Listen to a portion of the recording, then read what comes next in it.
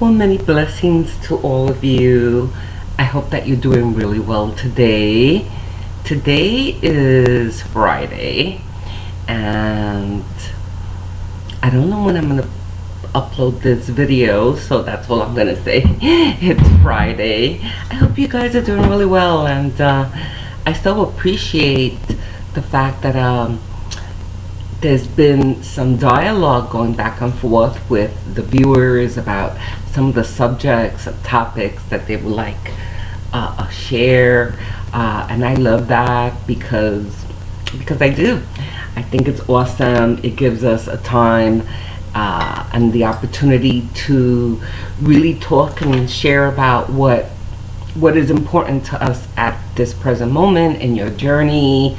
And so thank you so much. I know that I uploaded a video a few days ago on light language, and I hope that was really helpful to the viewer who asked, and of course to all of you who watched. Yeah, I love to hear how that resonated. And there was another viewer, well, there's been a couple of requests, which again I'm really grateful for.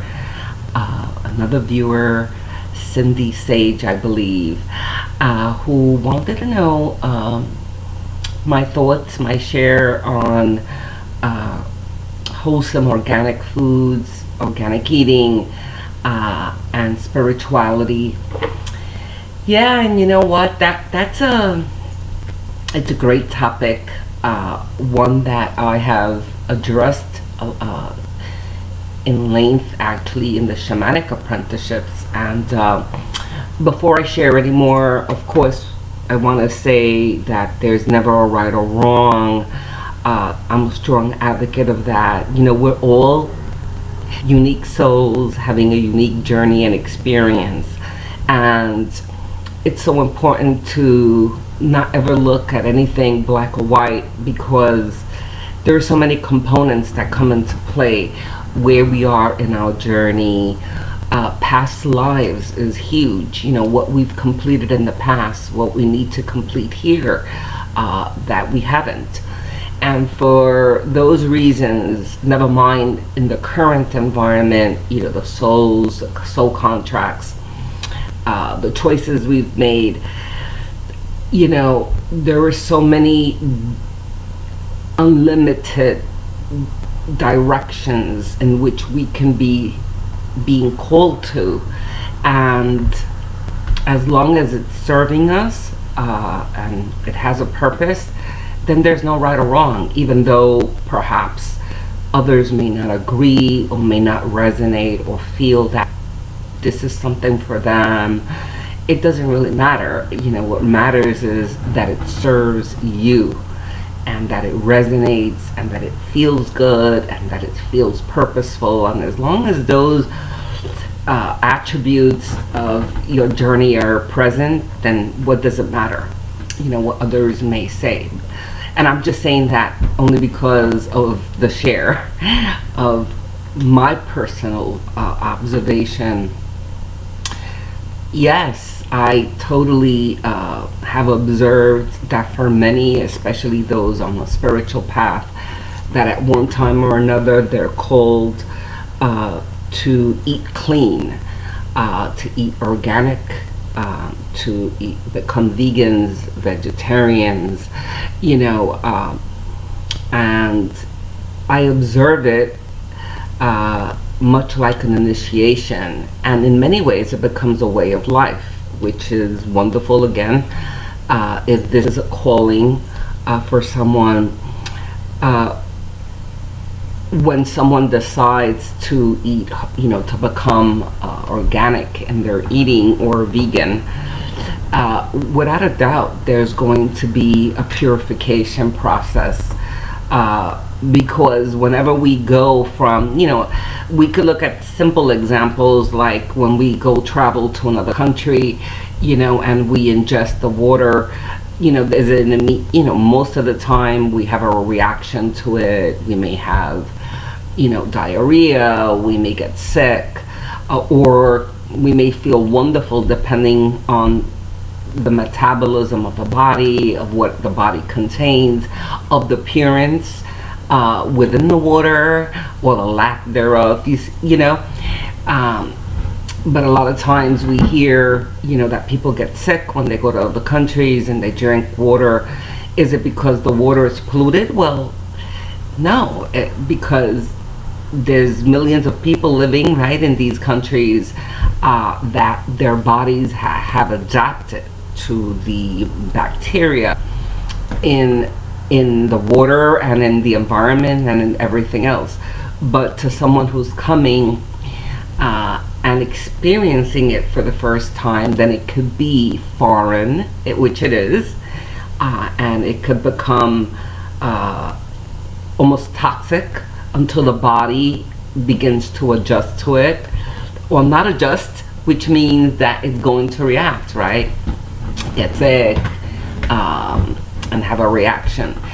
And so when we're going through a spiritual journey, there's certain dynamics that the mind, that the molecules, that the atoms, that the energy are all going through.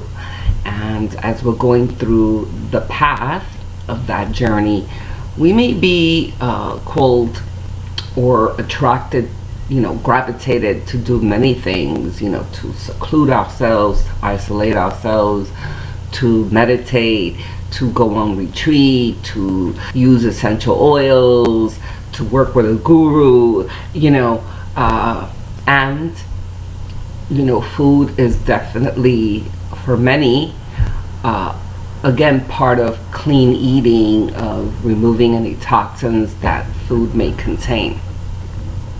And if that is something that you're being gravitated to, then by all means you should definitely honor it. Can it raise your prana? Well, if you're being gravitated to it, then yes, then there's something within the practice of clean eating that is obviously going to benefit your unique vibration. For some, it may be a phase where they may need to do this for 30 days or 90 days or a year or a week, fasting, smoothies, there's so many variations of how people are drawn to do a fasting. Liquids, just vegetables, right? And then for some, as I said, it becomes a way of living. So I totally endorse it. Ironically, and again, always from a place of no judgment, I hope that it's reciprocated. But I'm not a huge meat eater, but I do consume meat. And I've never had the calling to go to a vegetarian state or vegan, or to not consume certain things. Ironically, in my first 5 years of development, it was just the reverse. I was so cosmic, and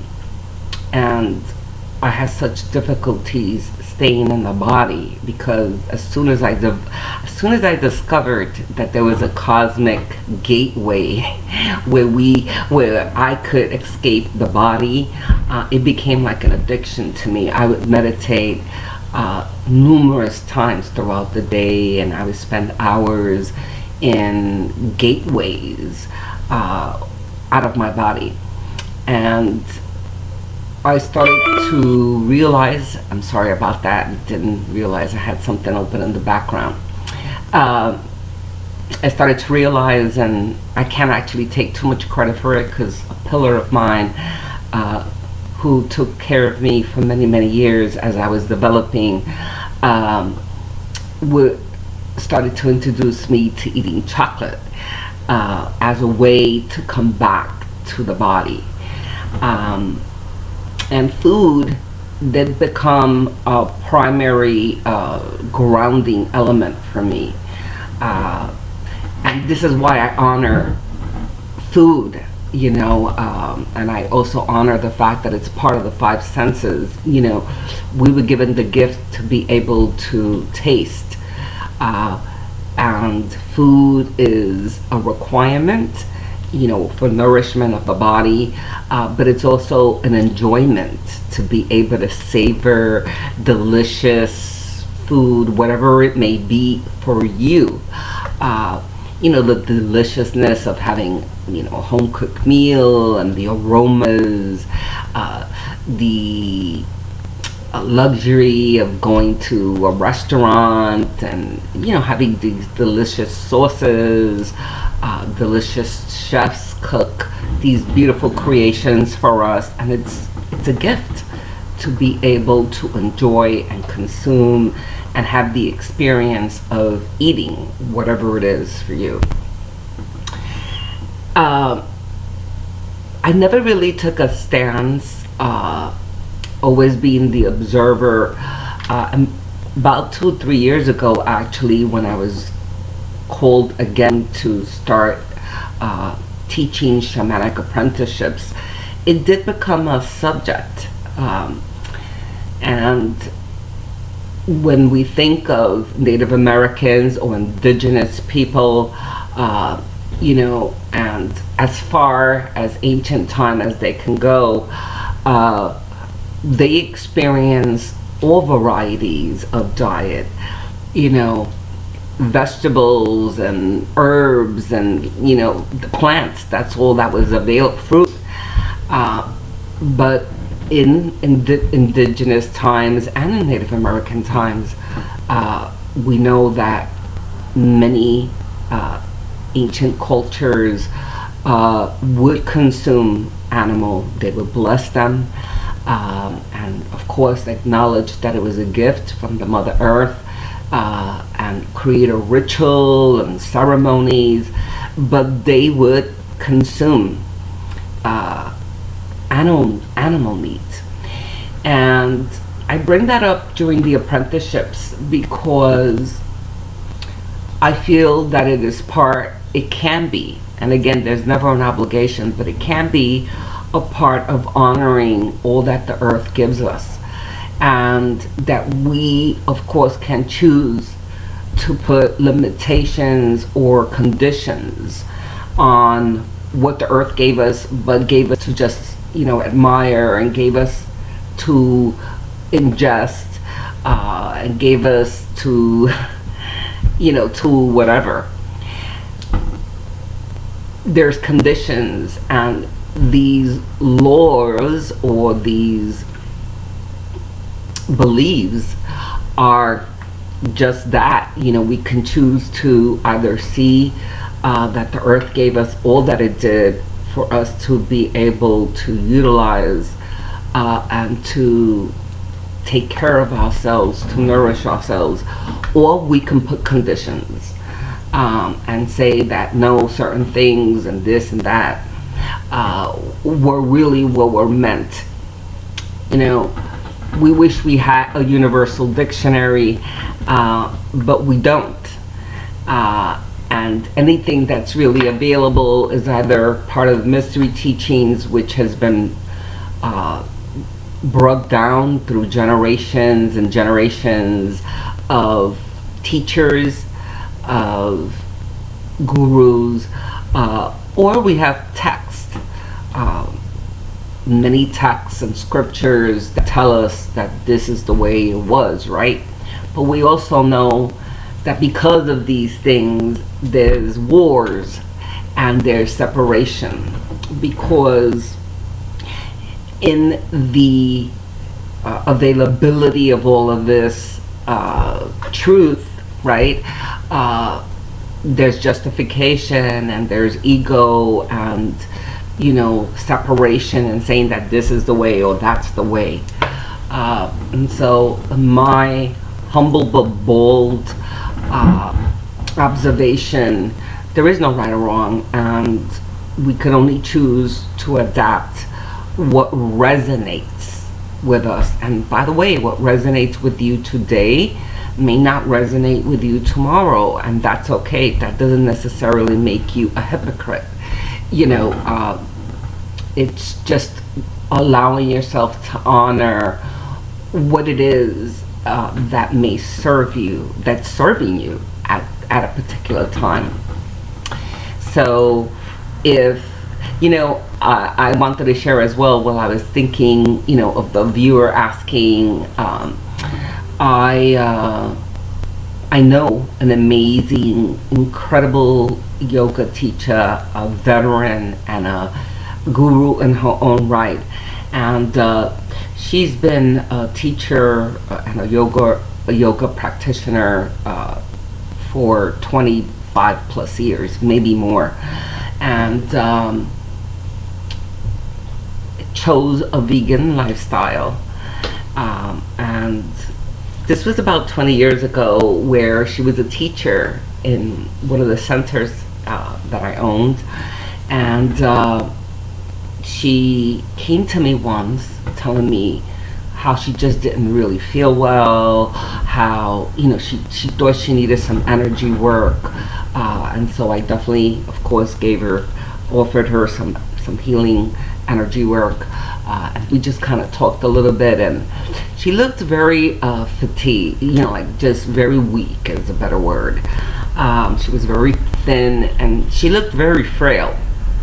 And so we talked a little bit, and a few days later she told me the healing helped her a lot, but that she was still sort of feeling that same kind of weak. And I looked at her and I asked her, I knew, but I said, do you not eat any meat? And she said no. And I said, maybe you should think about it. Maybe you need protein, and maybe you're not consuming enough protein in the fashion that, your dietary regimen right now. And I said, you know what? Meditate. I said, but maybe you need to eat something of protein, something of more substance. And anyway, she said, okay. And a few days later, she came back, and truly, she did look different. She looked more vivacious, more vitality. And she shared with me that she had a hamburger. And she said, I can't believe how much I enjoyed it, and how I immediately felt like I had stronger energy, and I just felt better. She says, I don't know when I'll eat another one. She says, but it definitely did help. And I love that example, because there you have it. She was able to honor at the moment what she felt. And of course I did sort of guide her there, but I mean, she could have said no, but she honored what she felt could have helped her at the time, and it did. And it didn't mean that she was not now going to revert back and not be a vegan anymore, but she honored that she needed that to take a pause. And so I think it's a delicate subject. Like I said, I really want to stress again, there is no right or wrong. And I've heard so much, like I've been, as a guru myself who teaches, many over the years have really challenged, tried to get into a debate with me about why I don't take a stance. The pollutants and the chemicals and the way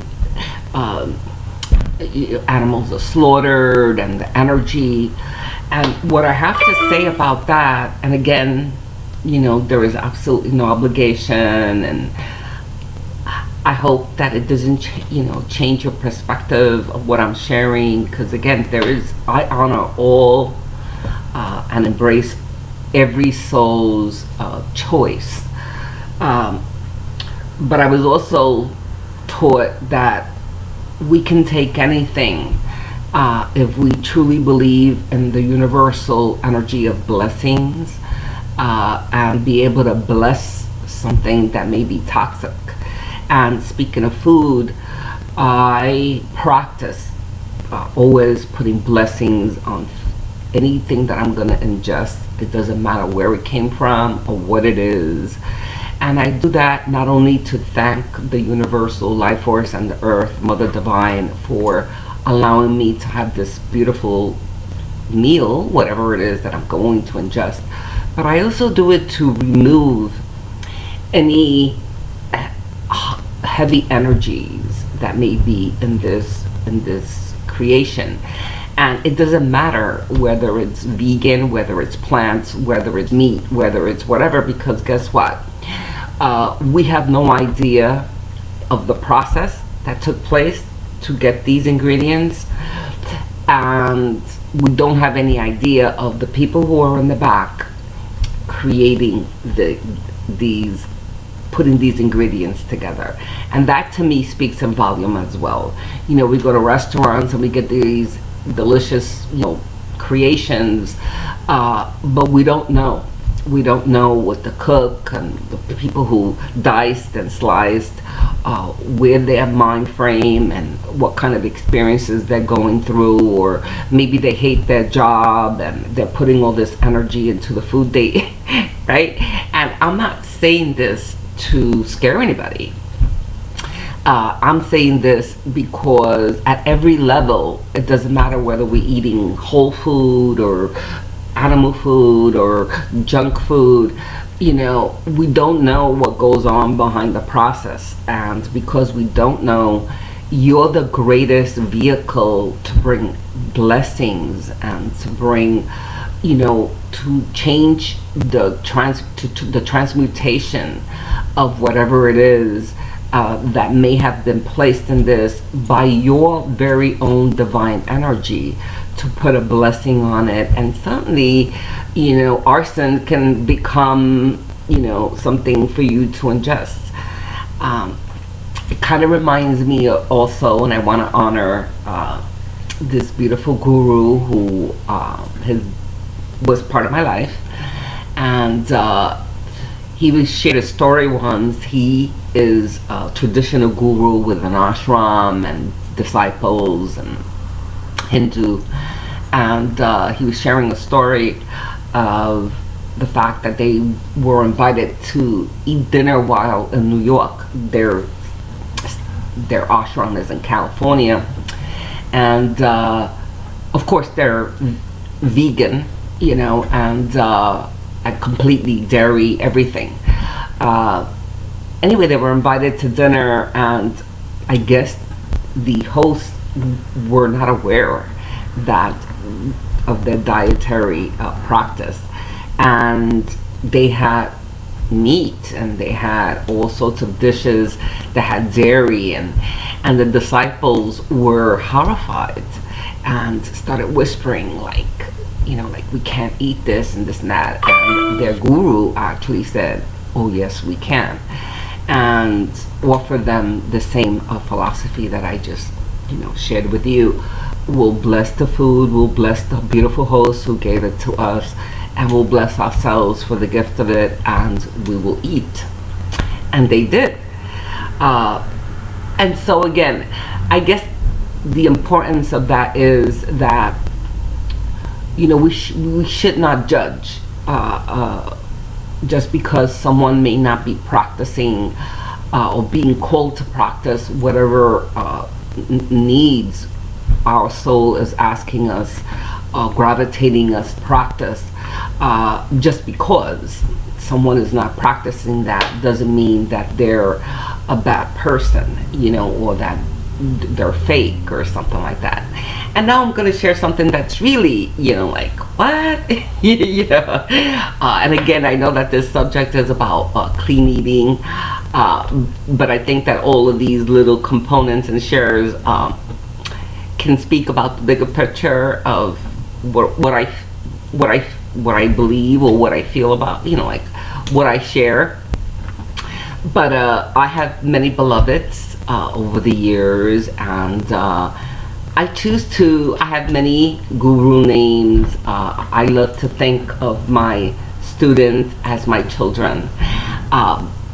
I do not want to be placed on a pedestal. Do they put me on a pedestal? Yes, sometimes they do. And how it comes to play in the conversation that we're having about clean food and clean practices is that I enjoy having sangria. I enjoy having a couple of drinks once in a while. By no means anything extreme, 3 drinks is tops for me. But I definitely enjoy drinking a couple of glasses of sangria every now and then. And I also enjoy smoking cigarettes every now and then.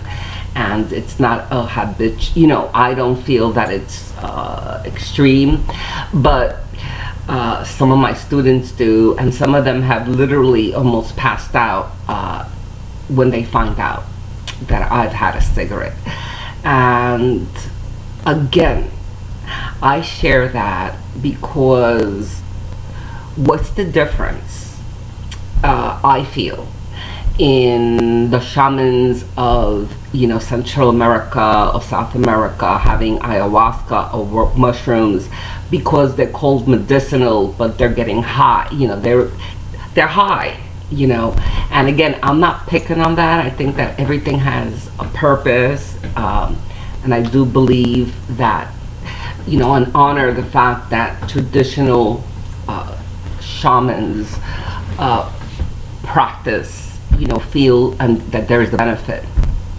But I also feel that we don't necessarily have to take ayahuasca. I know it, that we don't have to take ayahuasca or any mushrooms to be able to remember our past or heal from the past or to go on a shamanic journey. And I have countless of students to demonstrate that, because we don't induce any of that. And they've had transformational experiences. But my point is, there's a fine line between spirituality, right, and getting high using ecstasy or marijuana or whatever, to help us to have that next little experience and look, whatever, and certainly because, say, cigarettes have been known to, and they do have a lot of toxins. It's what? And I tell my beloveds, I love to eat ringdings, by the way. And as I said earlier, chocolate's a big grounder for me. And so I always have chocolates whenever I have a class or workshop. And some of my students actually bring me chocolate, and they happen to know that I love ringdings. Sorry for the individuals, the particular individual who asked me about Whole Food. There it is. I love ringdings, and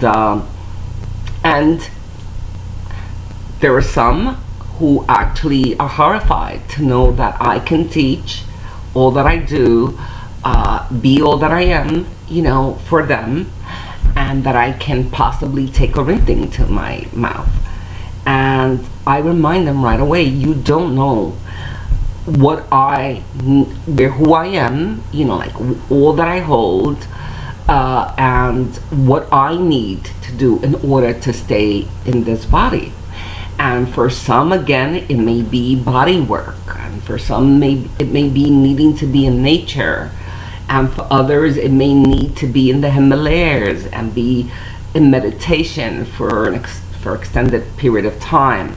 And for some it may be food, that they need to eat organic, and for some it may mean that we need to eat chocolate and have a glass of sangria once in a while, and maybe even have a cigarette. None of that takes away from our spiritual integrity, and so that's the message there. Honor your spiritual integrity, and that means that what speaks to you about what you need to do is what you should listen to. If it feels harmonious, if it's in harmony, and if it's demonstrating by the practice of whatever it is that yes, you are feeling more connected, that you're feeling cleaner, purer, grounded, or whatever it is that you're seeking, and that it is beneficial, that it's feeling, that it's meeting the call of the hour, whatever it is for you. So I hope that this share has helped in some way.